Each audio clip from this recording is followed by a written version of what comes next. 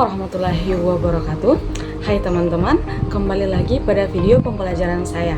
Nah, kali ini kita akan membahas materi yang bertemakan pemeriksaan akuntansi 1.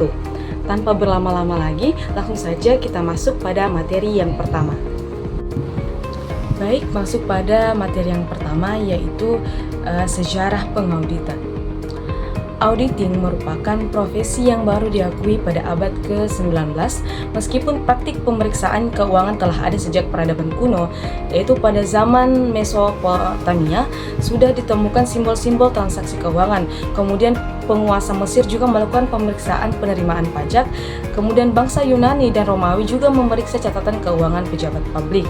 Serta di Inggris, auditor ditunjuk untuk meninjau laporan keuangan.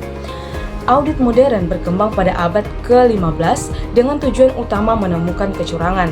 Kemudian di abad ke-19 hingga awal abad ke-20, tujuan audit meluas untuk mendeteksi kesalahan tulis-menulis, hingga akhirnya berfokus pada penentuan kewajaran posisi keuangan dan jaminan akurasi laporan. Nah, di Inggris, Companies Act mewajibkan perusahaan publik untuk diaudit, sementara di Amerika Serikat awalnya audit tidak diwajibkan. Nah, perkembangan ini menunjukkan adanya perbedaan penerapan audit antar negara. Kemudian pada abad ke-20, semakin banyak perusahaan publik yang menyadari manfaat audit, terutama dalam memberikan keyakinan atas kewajaran laporan keuangan. Masuk pada materi yang kedua, yaitu perspektif pengauditan. Audit sudah dikenal sejak abad ke-13 hingga abad ke-16 di Inggris dengan istilah managerial audit. Auditor berperan penting karena memiliki otoritas dalam memeriksa catatan akuntansi dan pekerjaan pihak yang diaudit. Audit dilakukan secara independen dengan metode perbandingan laporan dan bukti nyata, bersifat rinci, serta menggunakan teknik sampling. Auditor biasanya pegawai sipil yang bekerja secara profesional, jujur, dan mengutamakan kepentingan publik. Awalnya, audit hanya berfokus pada pemeriksaan keuangan saja, namun kemudian berkembang dengan cakupan yang lebih luas, termasuk tanggung jawab sosial, etika, serta berhubungan dengan hukum. Tujuannya tetap sama, yaitu memeriksa reliabilitas informasi. Audit tidak hanya dipengaruhi akuntansi saja, tetapi juga mengambil unsur dari berbagai disiplin ilmu lainnya, seperti matematika, analisis keuangan, teori komunikasi, dan juga hukum. Konsep penting audit antara lain yaitu fair precision dan do audit care. Adapun struktur auditing yaitu yang pertama, fondasi filosofi sebagai disiplin dasar, kemudian yang kedua, landasan filsafat yang melahirkan kerangka dasar dan konsep penting. Yang ketiga yaitu konsep umum untuk konsistensi teori dan organisasi, dan yang terakhir yaitu konsep turunan yang menjembatani teori dan praktik. Baik, masuk pada materi yang ketiga, yaitu perbedaan akuntansi dan auditing. Akuntansi yaitu menghasilkan laporan keuangan dari proses pencatatan, penggolongan, dan peringkasan transaksi. Sedangkan auditing memeriksa kewajaran laporan keuangan tersebut agar dapat dipercaya oleh pengguna eksternal. Nah, akuntansi ini bersifat konstruktif, yaitu mengolah data menjadi laporan, sedangkan auditing bersifat analitis, yaitu memeriksa kebenaran laporan tersebut. Masuk pada materi yang keempat, yaitu hubungan pelaporan keuangan dengan auditing.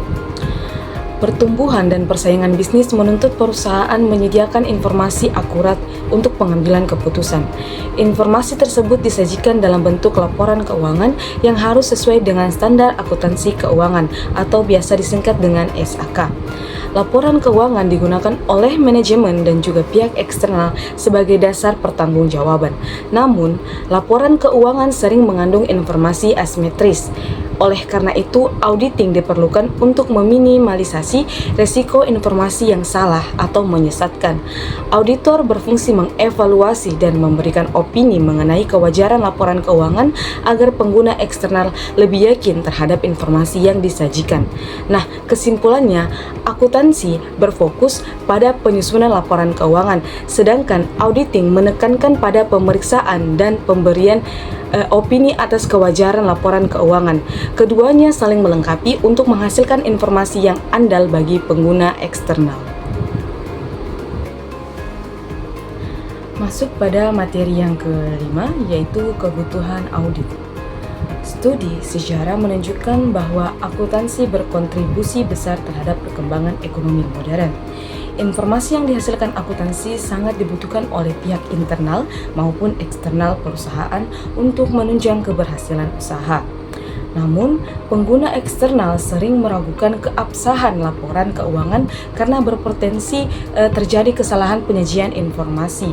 Nah, menurut Anies tahun 2004, kesalahan penyajian informasi akuntansi dapat terjadi karena 3 hal, yaitu yang pertama, adanya jarak antara penyusun laporan dan penggunaan sehingga menimbulkan konflik kepentingan. Yang kedua, kecenderungan manipulasi informasi. Yang ketiga, kompleksitas transaksi bisnis yang memicu kesalahan pencatatan. Untuk itu diperlukan pihak ketiga, yaitu auditor yang berfungsi menjembatani kepentingan manajemen dan pengguna laporan keuangan. Auditor memastikan laporan keuangan bebas dari salah saji dan memberikan asersi yang dapat dipercaya oleh pengguna. Masuk pada materi yang ke-6, yaitu jenis audit dan auditor.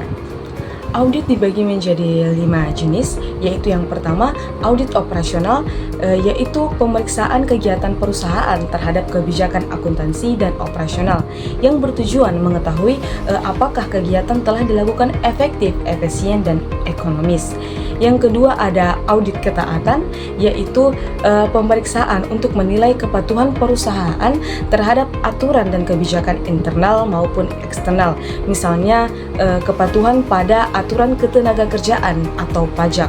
Yang ketiga ada audit internal, yaitu dilakukan oleh bagian internal perusahaan bertujuan memeriksa apakah laporan keuangan disajikan sesuai dengan standar akuntansi. Kemudian audit internal ini tidak sepenuhnya independen karena auditor internal adalah bagian dari perusahaan. Kemudian yang keempat ada audit eksternal, yaitu dilakukan oleh auditor independen dari luar perusahaan bertujuan menilai kewajaran penyajian laporan keuangan, kemudian memiliki independensi dalam pelaksanaan tugasnya. Yang terakhir ada audit ADP atau Electronic Data Processing, yaitu audit terhadap perusahaan yang memproses data akuntansi menggunakan sistem komputerisasi. Kemudian masuk pada jenis auditor. Pelaku audit disebut auditor ini terdiri dari beberapa jenis, yaitu yang pertama, auditor pemerintah, yaitu bekerja di instansi pemerintah melakukan audit pertanggungjawaban keuangan, contohnya BPK, BPKP, dan instansi pajak. Yang kedua ada auditor internal, yaitu bekerja dalam perusahaan memeriksa kepatuhan prosedur internal serta menilai efisiensi dan efektivitas organisasi. Yang ketiga ada auditor independen, yaitu profesional yang memberikan jasa audit laporan keuangan untuk publik, yaitu berfungsi melindungi pihak berkepentingan dengan menyediakan informasi relevan. Masuk pada materi yang terakhir, yaitu profesi akuntan publik. Nah, profesi akuntan publik ini muncul seiring berkembangnya perusahaan berbadan hukum, khususnya PT terbuka. Nah, mereka memberikan jasa yang pertama yaitu assurance, yaitu peningkatan mutu informasi. Yang kedua ada atestasi, yaitu audit pemeriksaan, review, dan open procedure.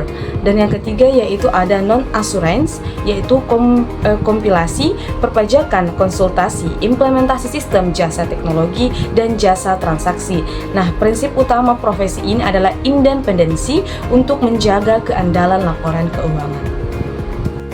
Nah, baik itulah tadi penjelasan tentang konsep dasar auditing.